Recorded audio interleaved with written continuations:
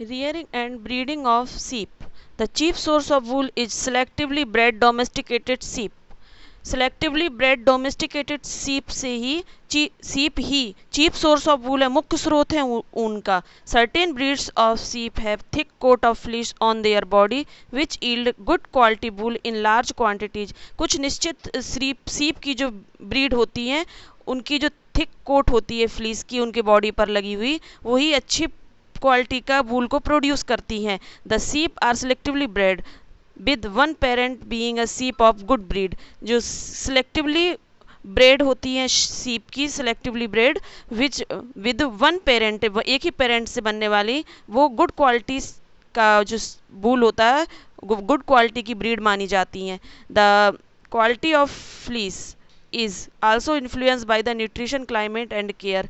और वूल की quality, fleece की क्वालिटी इस बात पे भी डिपेंड करती है कि भेड़ों के लिए अच्छा न्यूट्रिशन हो, क्लाइमेट हो और केयर हो. In summer holidays, if you have travelled by road और hilly areas such as Jammu and Kashmir, Uttarakhand, Himachal Pradesh, Arunachal Pradesh and Sikkim, और the plains of the Punjab, Haryana, Rajasthan and Gujarat, you must have notice shepherd taking their herds of sheep for grazing. आपने गर्मियों की छुट्टियों में देखा होगा, जब आप जाते हैं रास्ते में ट्रैवल करते हैं तो जम्मू कश्मीर, उत्तराखंड, हिमाचल प्रदेश, अरुणाचल प्रदेश, सिक्किम और पंजाब, हरियाणा, राजस्थान और गुजरात के प्लेन्स, यहाँ पर ज़्यादातर शेफर्ड बॉयज़ होते हैं, गडरिये होते हैं, वो अपनी सीप को ग्रेज करते हैं, चराते हैं. The sheep are herbivorous animals and graze all kinds of grasses and leaves which are available in plenty in summer and rainy season. जो सीप होती हैं वो हर्बीवोरस एनिमल्स हैं और ये समर और रेनी सीजन में हर तरह की घास और पत्तियां अवेलेबल होती हैं, तो ये उस समय ये ग्रेज करते हैं. और in winter the sheep are kept indoors and fed on mixture of dry fodder, leaves, pulses, jowar, corn and oil cakes. और सर्दियों में भेड़ों को अंदर रखा जाता है तो उस समय ये dry fodder, leaf, pulses, jowar, corn और ऑयल केक को फेड करती हैं, मतलब खाती हैं.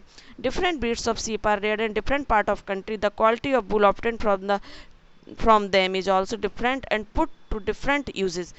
And table 3.1 shows the sum of the common breeds of the sheep reared in different state and quality of wool obtained from them. तो different breed of sheep से जब पालन किया जाता है वो डिफरेंट पार्ट्स ऑफ कंट्री में किया जाता है. तो ये टेबल नंबर 3.1 है, ये शो करती है कि डिफरेंट टाइप ऑफ ब्रीड्स को डिफरेंट स्टेट में और उनसे डिफरेंट प्रकार की क्वालिटी वूल की प्राप्त होती है. जैसे कि पहला है भाकरवाल. ये भाकरवाल जो ब्रीड है सीप की, ये जम्मू एंड कश्मीर में पाई जाती है और इनसे फाइन क्वालिटी का वूल बनता है जिससे शॉल बनाए जाते हैं. रामपुर बुशायर जो उत्तर प्रदेश, हिमाचल प्रदेश में पाई जाती है, इनसे ब्राउन वूल बनता है जो कि ब्लैंकेट बनाते हैं. नाली जो एक भेड़ों की जाती है, ये भी राजस्थान, पंजाब, हरियाणा में पाई जाती है, इससे मिलने वाली वूल से कारपेट बनता है. लोही पंजाब और राजस्थान में पाई जाती है, इससे गुड क्वालिटी का वूल प्राप्त होता है जिससे वूलन फैब्रिक बनाए जाते हैं. और मारवाड़ी और पाटनवाड़ी ये गुजरात में पाई जाती है. मारवाड़ी से कोर्स वूल ये ब्लैंकेट के लिए प्राप्त होता है और गुड क्वालिटी का वूल हौजरी के आइटम बनाने में प्राप्त होता है, ये पाटनवाड़ी भेड़ से प्राप्त होता है. अच्छा, अब है processing of fleece into woollen fabric. Woollen fabric बनाने के लिए जो प्रोसेस है हमें ये देखना है. सबसे पहली प्रोसेस होती है शेयरिंग ऑफ फ्लीस. फ्लीस का शेयरिंग करना. जैसे द फ्लीस ऑफ सीप along with a thin layer of skin is removed from its body. This process of removing fleece from the body of sheep is called shearing. यानी भेड़ की ऊपर वाली layer से, स्किन के ऊपर से जो फ्लीस को रिमूव करना सीयरिंग कहलाता है. The fleece is generally shorn once yearly in the spring और इन द अर्ली समर. ये स्प्रिंग और अर्ली समर में केवल एक बार जनरली शेयर किया जाता है, लेकिन कुछ रीज़न में हम देखते हैं जहाँ पर क्लाइमेट वार्म होता है तो वहाँ पर शेयरिंग एक साल में 2 बार भी किया जा सकता है. Machine similar to those used by barbers are used to shear off fleece from the body of the sheep. Machines सामान्यतः जो बार बार यूज़ करते हैं शेयर ऑफ करने के लिए, बालों को हटाने के लिए सीप की बॉडी से, तो वो जनरली मशीन को यूज़ करते हैं। The shearing is usually done in warm weather, और ये शेयरिंग वार्म वेदर में किया जाता है। This enables the sheep to survive without protective coat of fleece, ताकि ये भीड़ विदाउट प्रोटेक्टिव ऑफ फ्लीस के सर्वाइव कर सके। This fleece is generally cut close to skin of the sheep and generally removed in one piece, और ज़्यादातर ये जब भेड़ से बाल निकाले जाते हैं तो उनकी बिल्कुल स्किन के पास से ही निकाले जाते, ताकि एक बार में सिंगल पीस में फ्लीस प्राप्त हो सके। The shearing does not hurt the sheep much the same way as you do not get hurt when hair from the head is shaved off. लेकिन जब वो भेड़ की शेयरिंग की जाती है तो इस भेड़ को कष्ट नहीं होता है, गेट नॉट हर्ट, इनको चोट नहीं पहुंचती है। सेम उसी प्रकार से जिस तरह से जब आप लोगों के बाल को सेव ऑफ किया जाता है तो आप लोगों को भी हर्ट नहीं होता है। It is because the upper most part of the skin holding the here is dead, क्योंकि ऐसा इसलिए होता है क्योंकि आपकी स्किन पर जो बाल लगे होते हैं वो डेड होते हैं। Much the same way the fleece of the sheep grows back as our hair grows after shaving, और इसी प्रकार से जब आफ्टर सेविंग जब बाल ग्रो करते हैं ज़्यादा, उसी प्रकार से सीप के बाल भी फ्लीस भी ग्रो करने लगते हैं जल्दी जल्दी जब एक बार शेविंग होने के बाद। वूल मैन्युफैक्चरिंग, अब वूल मैन्युफैक्चरिंग के लिए भी स्टेप्स हैं, तो हम इसमें पहला स्टेप देखते हैं। The initial process of the processing of raw wool is sorting of woollen fibres, the fleece pulled apart by hand and sorted into separated piles of similar nature mainly on the basis of fitness, length and freedom from defects. जो initial process होती है वूल की, सबसे पहली वो shorting होती है, मतलब छांटना होता है उसमें।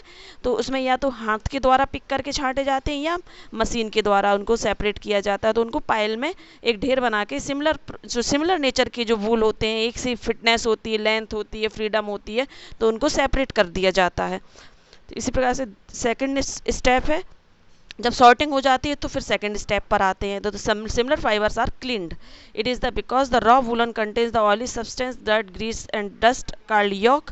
The yolk consist of a complex chemical called lanolin, an oily substance use in preparing cosmetics.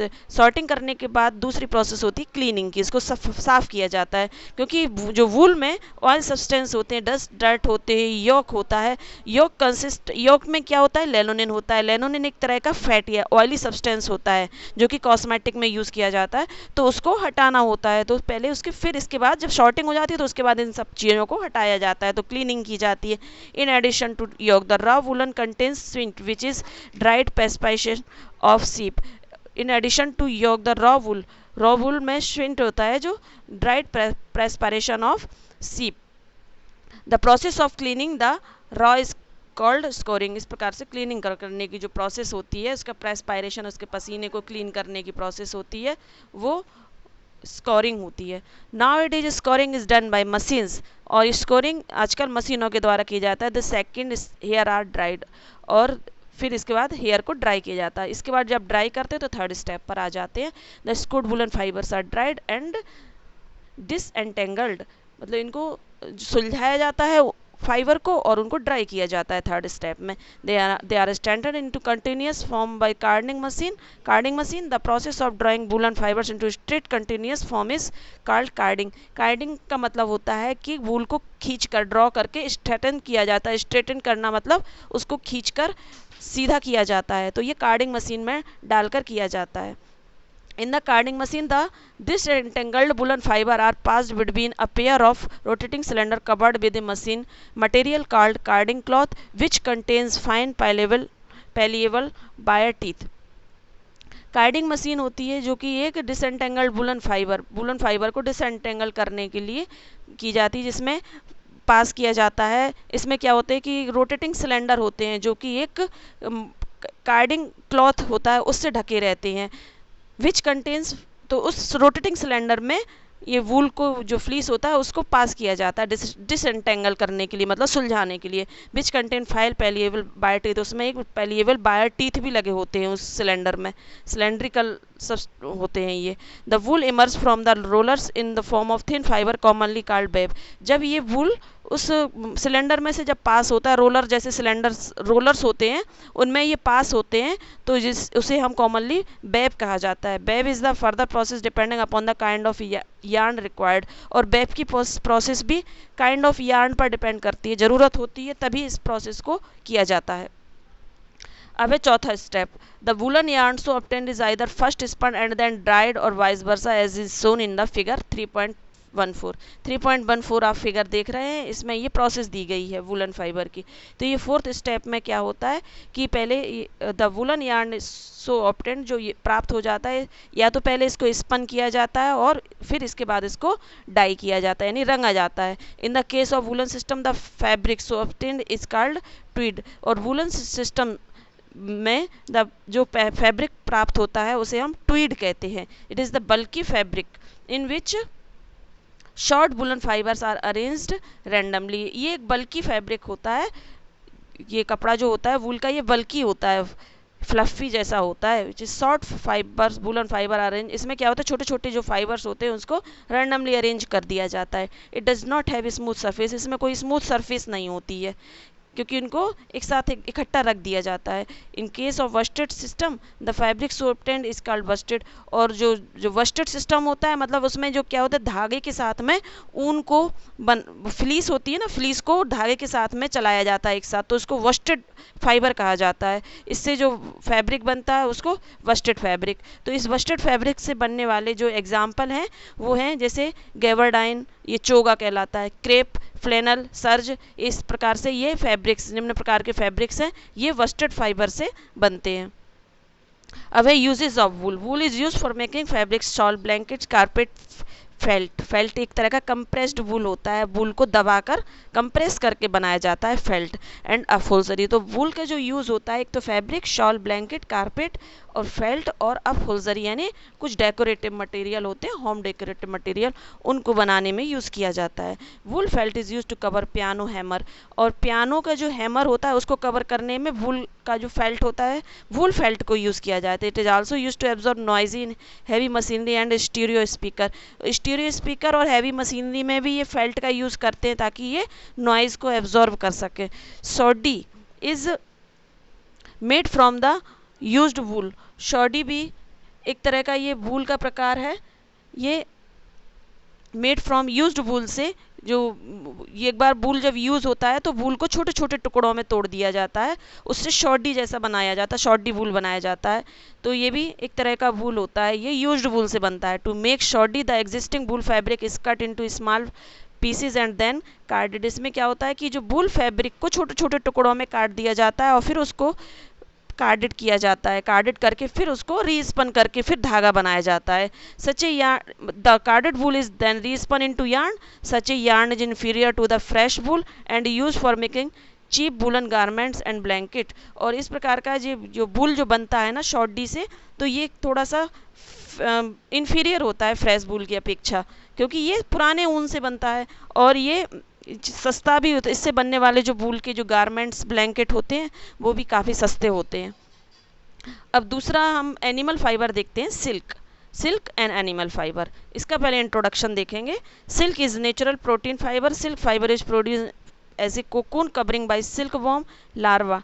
Technically silk worm is actually a caterpillar rather than a worm. ये आपने 6th क्लास में भी पढ़ा होगा कि जो सिल्क फाइबर जो है एक तरह का नेचुरल प्रोटीन होता है। जब सिल्क की जो कोकून क्या करता है, ये कवर करता चला जाता है अपने ऊपर, अपने ऊपर सेल्फ कवरिंग से एक सिल्क प्राप्त हो जाता है, सिल्क को कवर करता चला जाता है। फिर क्या करते हैं, कोकून को जब बॉयल करते हैं तो फिर उसमें से जो सिल्क प्राप्त हो जाता है। Technically silk worm is actually a caterpillar rather than a worm. और टेक्निकली यदि हम देखें तो सिल्क वॉर्म जो है वो एक तरह का कैटरपिलर होता है, क्योंकि सिल्क के जब एग के बाद में एग जब एग ले करने के बाद उनमें जब हैचिंग होती है तो उनसे जो कैटरपिलर बनता है, और ये कैटरपिलर आगे फर्दर मतलब 20-25 दिनों बाद वो कोकून में डेवलप होकर अपने ऊपर सिल्क के फाइबर को लपेटता चला जाता है।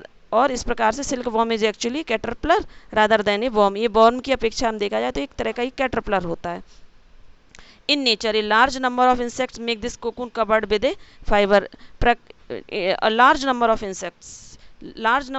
insects make their cocoon अपने कोकून को बनाते हैं कवर्ड विद ए फाइबर, और फाइबर से कवर्ड करते चले जाते हैं। How ever in silk industry the fibre from the cocoon of mulberry silk moth, silk mulberry पर पाई जाने वाली, मलबेरी लीफ पर पाई जाने वाली जो सिल्क मॉथ है, जिसको हम बॉम्बेक्स मोरी भी कहते हैं, इन तो ये सिल्क इंडस्ट्री में जो fibre from the cocoon of mulberry silk से बनने वाला जो कोकून है, and if few other moth closely akin to it is used, और फ्यू अदर मॉथ्स हैं जो उसी के बिल्कुल एक समान दिखते हैं, तो उनसे बनने वाला जो सिल्क है वो सिल्क इंडस्ट्री में यूज किया जाता है।